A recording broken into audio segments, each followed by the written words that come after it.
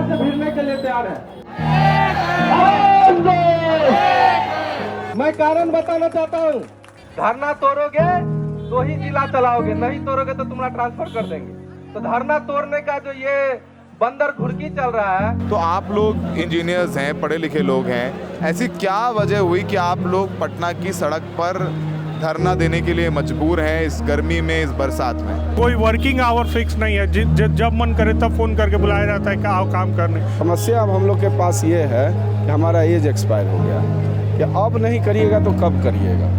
अगर 16 को हम यहाँ धरना पे बैठे तो उल्टा हम लोग पे इल्ज़ाम लगा दिया गया कि राजस्व महाअभियान को ये लोग विफल करने के लिए पड़े हुए हैं। ऑफिस में ताला लगवा दिए सर, हमसे वार्ता करने के बजाय बंदोबस्त पदाधिकारी के स्तर से जो है लेटर गिरवाना शुरू कर दिए, दबाव डलवाना शुरू कर दिए। धरना करने के लिए 386 लोगों को नौकरी से निकाल दिया। जी सर, जी बर्खास्त, सेवा समाप्त ही कर दिया गया। हम लोग की जो सैलरी मिल रही है वो एक तरह से बोला जाए तो सम्मानजनक नहीं है। गांधी की रैली में भी पर्चा वर्चा लेके खड़े हुए थे, पुलिस ने बड़ा धक्का वक्का दिया आप लोगों को है। 2 लोग बेहोश भी हो गए सर। विभाग बात कर रही है कि हमको टर्मिनेट कर देंगे अगर हम धरने से वापस नहीं लौटते हैं। तो हमारी जो भी मांगे हैं वो जायज है, तो सरकार को इस पे सोचना होगा और हमारी बातों को सुनना होगा। 6 दिन हो गए आप अनशन पर हैं, ये बताइए कितनी तकलीफ है आप लोगों को?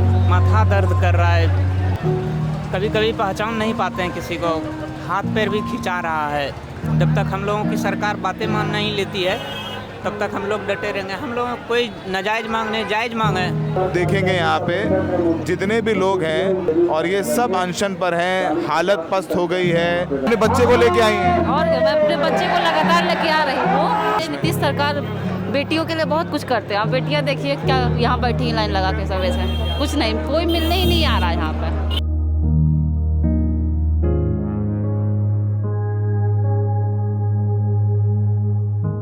आदाब, नमस्कार, डायरेक्ट माइक में आपका स्वागत है। मैं हूं सौरभ शुक्ला और हम इस वक्त पटना में हैं, बिहार की राजधानी। ये जो मेरे आसपास अब हज़ारों लोगों की भीड़ देख रहे हैं, ये इंजीनियर्स हैं, ये डिप्लोमा होल्डर्स हैं, ये बीटेक पास किए हुए हैं, ये एमटेक भी हैं, पढ़े लिखे इंजीनियर्स हैं। और ये लोग बिहार की राजधानी पटना में पिछले 18 दिन से भूख हड़ताल कर रहे हैं। कुछ लोग भूख हड़ताल कर रहे हैं, कुछ लोग धरने पर बैठे हुए हैं। और ये सब किस लिए यहाँ बैठे हैं? क्यों? इसमें महिलाएं भी हैं, इसमें कुछ जो हैं इंजीनियर्स वो आमरण अनशन कर रहे हैं, मरते दम तक अनशन कर रहे हैं। और इनकी मांग है कि ये सब कॉन्ट्रैक्ट पर पिछले 5 सालों से काम कर रहे हैं, इन्हें परमानेंट किया जाए। ये हैं राजस्व एवं भूमि सुधार विभाग, बिहार सरकार, जिसे revenue and land and reform department और आमीन भी कहते हैं, सर्वेयर भी कहते हैं, पटवारी भी होते हैं, जगह जगह अलग अलग नामों से बुलाया जाता है। और आप देखिए ये सब इतने लोग हैं यहाँ बैठे हुए हैं, प्रदर्शन कर रहे हैं और ये सब आमरण अनशन में बैठे हैं। ऐसा क्या हुआ कि इन इंजीनियर्स को काम छोड़ करके यहाँ धरना देना पड़ रहा है? अपनी ज़िंदगी दांव पर लगाए हुए हैं। बिहार में समस्या क्या है? पहली बात तो नौकरियाँ नहीं हैं। नौकरियां आती हैं तो पेपर लीक होता है, पेपर लीक होने के बाद दोबारा पेपर होता है तो ज्वाइनिंग नहीं आती, ज्वाइनिंग हो भी गई तो कॉन्ट्रैक्ट पर हायर होते हैं, कॉन्ट्रैक्ट पर हायर होते हैं तो फिर वो कॉन्ट्रैक्ट पर ही चलते रहते हैं। तो कुछ लोग हैं जो यहाँ प्रदर्शन कर रहे हैं, उनसे बात करते हैं, जानते हैं। आपका नाम क्या है? मेरा नाम निशांत हुआ, मैं एज ए सर्वेयर इस डिपार्टमेंट में वर्क कर रहा हूँ। कितने साल से कर रहे हैं? मेरा 1.5 साल हो गया, लगभग 1.5 साल। तो आप लोग इंजीनियर्स हैं, पढ़े लिखे लोग हैं, ऐसी क्या वजह हुई कि आप लोग पटना की सड़क पर धरना देने के लिए मजबूर हैं इस गर्मी में, इस बरसात में? देखिए, हम लोग जैसे आगे कोई भी एग्ज़ाम वगैरह देना होगा तो हम लोग का एज ख़त्म हो चुका है और इस डिपार्टमेंट में हमें क्लियर नहीं पता है कि हम लोग इस डिपार्टमेंट में कितने दिनों तक रहेंगे, कब हमें निकाल दिया जाएगा। हमारा वेतन, मैं बीटेक होल्डर हूँ, डिप्लोमा होल्डर दोनों किया है मैंने, उस समान वेतन नहीं दिया जाता है। कोई वर्किंग आवर फिक्स नहीं है, जब मन करे तब फ़ोन करके बुलाया जाता है कि आओ काम करने। 24 घंटे हम लोग काम करते हैं, तो हम लोग क्या करें? इसलिए इस फ्रस्ट्रेशन में हम लोग ये सब धरना कर रहे हैं। आप लोग कॉन्ट्रैक्ट पर हैं? हाँ, कॉन्ट्रैक्ट पर हैं, संविदा पे हैं। संविदा पर हैं? बस। आपका नाम बताइए। मेरा नाम विनायक कुमार है।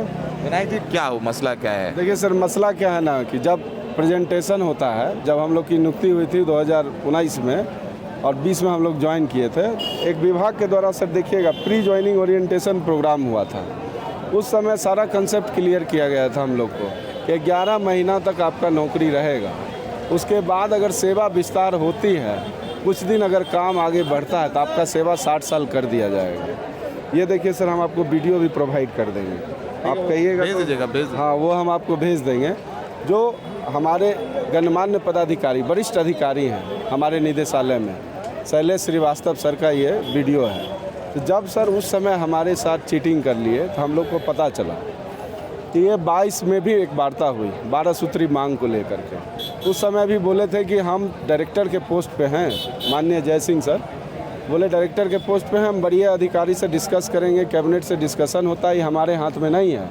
तो आज वो प्रधान सचिव के पोस्ट पे बैठे हुए, एक ही विभाग में 9 साल से सर ही हैं। तो हम लोग की नियुक्ति जो भी हुई है सब उन्हीं के कार्यकाल में हुई है, चाहे वो 24 में हो या हम लोग का 19 में हुआ। कुछ कर्मी इसमें 5.5 साल से काम कर रहे हैं, कुछ आदमी 1.5 साल से काम कर रहे हैं। ठीक है, तो अब समस्या अब हम लोग के पास ये है कि हमारा एज एक्सपायर हो गया है कि अब नहीं करिएगा तो कब करिएगा। तो आप लोगों को परमानेंट नहीं कर रहे हैं? नहीं, हम लोग 22 में भी बोले थे कि विचार किया जाएगा और भी मौलिक सुविधाएं हैं जो हमको दिया जाएगा, वो भी नहीं मिला। उसके बाद जो है इधर हम हाल में जनवरी 25 में एक आवेदन सर को सौंपा है। हम लोग के जितने भी कर्मी हैं, क्योंकि उस समय हमारा संघ वंग कुछ भी नहीं था, कर्मी ही संघ होता है, क्या होता है, तो एक आवेदन गया कि हम लोग का 60 साल कर दिया जाए। सर उस आवेदन पे भी आज तक संज्ञान नहीं लिए। फिर हमारा एक संगठन के तहत, एक संगठन बैनर के तहत हम लोग सर को आवेदन दिया गया कि सर हमारा ये मांग है, इस पर आप विचार कर लीजिए। 6 तारीख को आवेदन दिए। उसके बाद हम लोग क्या किए, 11 तारीख से लेकर 14 तारीख तक काली पट्टी बांधकर विरोध प्रदर्शन करते हुए काम भी किए कि आप भी जाग जाइए, हमसे वार्ता कर लीजिए। लेकिन ना कॉल आया, ना कुछ वार्ता के लिए बात बनी। अगर 16 को हम यहाँ धरना पे बैठे तो उल्टा हम लोग पे इल्ज़ाम लगा दिया गया कि राजस्व महाअभियान को ये लोग विफल करने के लिए पड़े हुए हैं। तो हम कैसे समझेंगे कि हम विफल कर रहे हैं? विफल तो सर आप कर रहे हैं। आप 16 तारीख को हम यहाँ अगर धरना पे बैठ गए तो 17 तारीख को आप प्रतिनिधि भेज देते हैं यहाँ, आप भेज देते कि चलो बाबू जो कहोगे हम सुनेंगे, तुम्हारा जो भी। सरकार सुनने के तैयार नहीं। उन्होंने क्या किया सर, जब 16 से हम लोग यहाँ धरना पे बैठे तो सबसे पहले आईडी ब्लॉक कर दिया, जो कर्मी आईडी होता है सर, डोंगल बंद कर दिया, ऑफिस में ताला लगवा दिया सर। हमसे वार्ता करने के बजाय बंदोबस्त पदाधिकारी के स्तर से जो है लेटर गिरवाना शुरू कर दिए, दबाव डलवाना शुरू कर दिए। उसके बाद से फिर सर निदेशालय से एक लेटर जाता है सर कि आपके द्वारा महाराजस्व अभियान को विफल किया गया है, विफल करने के मंशा से धरना पे बैठा गया। जबकि हम लोग अपना न्याय उचित मांग है, जिसपे उन्होंने पूर्व में भी सहमति जताई थी कि आपको दिया जाएगा, उसके बिहाफ पर हम लोग धरना में बैठे थे सर। हम लोग महाराजस्व अभियान के लिए सर हम लोग विफल करने के मंशा से नहीं बैठे थे, हम लोगों ने ट्रेनिंग भी लिया था प्रॉपर। ठीक है, तो 5 साल से काम कर ही रहे हैं, 5 साल जी सर। और उसके बाद क्या हुआ सर कि उन्होंने लेटर गिरा के हमारे 386 383 कर्मी को टर्मिनेट भी कर दिए, सेवा समाप्त कर दिए। और उसके बाद क्या, धरना करने के लिए 386 लोगों को नौकरी से निकाल दिया। जी सर, जी बर्खास्त, सेवा समाप्त ही कर दिया गया। उसके बाद से सर हम लोग जब उनके अगेंस्ट में जो सारे कर्मी थे यहाँ पे फिर और जोरदार प्रदर्शन शुरू हो गया हमारा कि नहीं उनको सेवा पे लिया जाए। आमरण अनशन पे हमारे 12 साथी बैठ गए, उनमें से विचार पीएमसीएच तक पहुँच गए हैं सर। तो उसके बावजूद भी वार्ता के लिए नहीं आया गया। हमारा पहला दिन से ही सर हमसे वार्ता नहीं किया जा रहा है, जबकि आदेश पे आदेश निकाल के डीएम के थ्रू सर हमारे संगठन को निरस्त करने के लिए एक लेटर निकलवा दिए मद निषेध दिवस से। दबाव बनाया जा रहा है कि यार वो धरना खत्म करें वरना नौकरी से निकाल देंगे। निकाल ही रहे सर, 383 को निकाल दिए, कह रहे कि अगर आप लोग नहीं आइएगा 3 तारीख तक तो हम सभी को हटा देंगे, इस तरह से धमकी दे रहे, जबकि वार्ता नहीं कर रहे हैं सर। हमारा 5 अंक वेटेज मिलना था सर, जैसे हम लोग डिप्लोमा होल्डर है, बीटेक होल्डर है, उनको नहीं दिया जा रहा है सर, वेटेज नहीं दिया। FIR करने के लिए भी कह रहे हैं। हाँ, डीएम को लेटर लिखा गया कि हर जिले में FIR करें उनके। जो आप लोग प्रदर्शन कर रहे हैं, ठीक है, आप क्या बोल रहे हैं? एक चीज़ और बोलना चाहूँगा सर कि हम लोग की जो सैलरी मिल रही है वो एक तरह से बोला जाए तो सम्मानजनक नहीं है। सबसे पहले तो जो डिप्लोमा होल्डर हैं उनकी सैलरी 33-35 हज़ार रुपये के आसपास है, कट कटा कर जो मिलती है। जबकि दूसरे विभाग में जो इंजीनियरिंग विंग्स के लोग हैं उनको 60 के दिया जा रहा है। एक चीज़ और बोलना चाहेंगे कि मैं जैसे बीटेक से हूँ, ASO पद पे हूँ, सहायक बंदोबस्त पदाधिकारी, तो हम लोग की सैलरी जब स्टार्टिंग में आए थे 5 साल पहले तो 55 हज़ार रुपये थी। अभी सर इन्फ्लेशन रेट जो है, इन्फ्लेशन रेट 6.5 अकॉर्डिंग ऐसे है, तो अगर हमको उसी हिसाब से भी महंगाई के हिसाब से भी दी जाती तो 30 से 35% का हाइक मिलना चाहिए सर। तो उस हिसाब से अभी 5 साल में हम लोग की सैलरी कितनी बढ़ी, मात्र 10,000, 55 से 65 पे आए। और सेम जब 55,000 रुपया जो सहायक अभियंता की जो सैलरी थी उनका 82,000 रुपया हो गया आरसीडी में, हमारे ही मित्र थे। तो उससे क्या है सर कि हम लोग साथ में रहते हैं तो हम लोग को खुद में इन्फीरियर फील होता है। एक हमारे दोस्त थे, तो कहीं ना कहीं सर ये हम लोग को लगता है कि विभाग में रह के डेडिकेटेड होके काम कर रहे हैं लेकिन सम्मान नहीं मिल रहा है। क्या बोल रहे हैं, आपका नाम बताइए। सर मेरा नाम धनंजय कुमार राम है, मैं विशेष सर्वेक्षण अमीन के पद पे हूँ।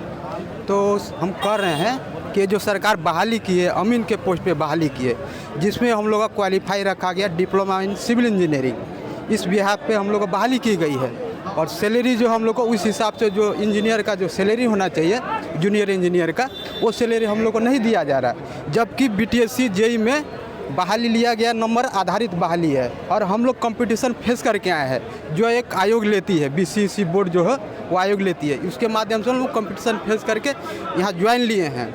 उसके बाद भी आप लोगों को, उसके बाद भी सरकार हम लोग को निकाल रही है, ना परमानेंट कर रही है, ना सैलरी बढ़ाई जा रही है। स्टेटमेंट आता है कि आप इन टर्म एंड एग्रीमेंट के थ्रू आपका बहाली हुआ है, हम आपको परमानेंट नहीं करेंगे। वो एक साथ में जो है ना डिक्लाइन कर दे रहे हैं। लेकिन सर उसी विज्ञापन से जो हम लोग का 2019 में निकला था, सर्वेयर अमानत का निकला था सर, उनको नियमित नियुक्ति के विरुद्ध रख लिया गया 60 साल के लिए सर। ठीक है, कुछ महिलाओं से बात करें। और कहना है कि जब सरकार ज़रूरत के हिसाब से संविधान में संशोधन कर सकती है तो हम लोग को नौकरी 10,000 11,000 लगभग हम लोग कर्मी हैं, तो उसके लिए सरकार चाहे तो संविधान में संशोधन कर ही सकती है, समायोजन कर दे। दूसरे भी इंजीनियरिंग विभाग है, कहीं भी संशोधन करके कर दे। सरकार के लिए बहुत मुश्किल बात ये नहीं है, लेकिन वो अपने जो अधिकारी गण है वो जिद पे अड़े हुए हैं कि हम जब ये कह दिए तो कह दिए, तुम कैसे संविदा पर तो हमसे कैसे। आप लोग राहुल गांधी की रैली में भी पर्चा लेके खड़े हुए थे, पुलिस ने बड़ा धक्का वक्का दिया आप लोगों को है। 2 लोग बेहोश भी हो गए सर, 2 महिला कर्मी बेहोश हो गए, हॉस्पिटल चले गए। सर मेरा कहना है कि इसी विभाग में जो IAS पदाधिकारी हमारे सर है वो 9 साल से इसी विभाग में है सर,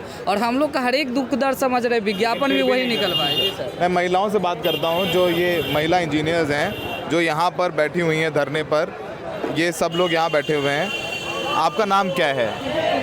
अच्छा, आप कोई बताइए, आपका नाम क्या है? ज्योति कुमारी। ज्योति, तो आप भी यहाँ धरने में बैठे हुए हैं इस गर्मी में आकर के, इंजीनियरिंग की आपने? हम डिप्लोमा से हैं। डिप्लोमा से आए हैं, तो ये तो धमकी, ये लोग बता रहे हैं कि धमकी दी जा रही है कि नौकरी से निकाल देंगे आप लोगों को। हाँ, विभाग बात कर रही है कि हमको टर्मिनेट कर देंगे अगर हम धरने से वापस नहीं लौटते हैं तो। फिर भी आप बैठे हुए हैं। हाँ। क्या लग रहा है, सरकार सुनेगी? क्या नाराजगी है? सरकार को सुनना होगा, हमारी जो भी मांगे हैं वो जायज़ है, तो सरकार को इस पे सोचना होगा और हमारी बातों को सुनना होगा। तो ये सब कितने लोग यहाँ अनशन पे, कितने लोग बैठे हुए हैं आमरण अनशन पे? यहाँ पे अभी 8 लोग हैं, बाकी 4 लोग रेफर हैं PMCH में। अच्छा, हॉस्पिटल में एडमिट है 4 लोग भूख हड़ताल पे। ठीक है, भूख हड़ताल पे देखिए ये बैठे हुए हैं लोग। तो ये आप सब लोग हैं, ये आप लोग आमरण अनशन में बैठे हुए हैं। कितने दिन हो गए? आज 6ठा दिन है। क्या नाम है आपका? अमित कुमार। अमित जी, 6 दिन हो गए हैं आप अनशन पर हैं। ये बताइए कितनी तकलीफ है आप लोगों को? माथा दर्द कर रहा है, कभी कभी पहचान नहीं पाते हैं किसी को, हाथ पैर भी खिंचा रहा है, स्थिति आ रही ये आगे। परंतु सरकार को अभी तक हम लोगों का बात पहुँचा है कि नहीं पहुँच तो सब गया है, लेकिन सरकार अनमठाए हुई है, पता नहीं कब तक वो सुनेगी सरकार।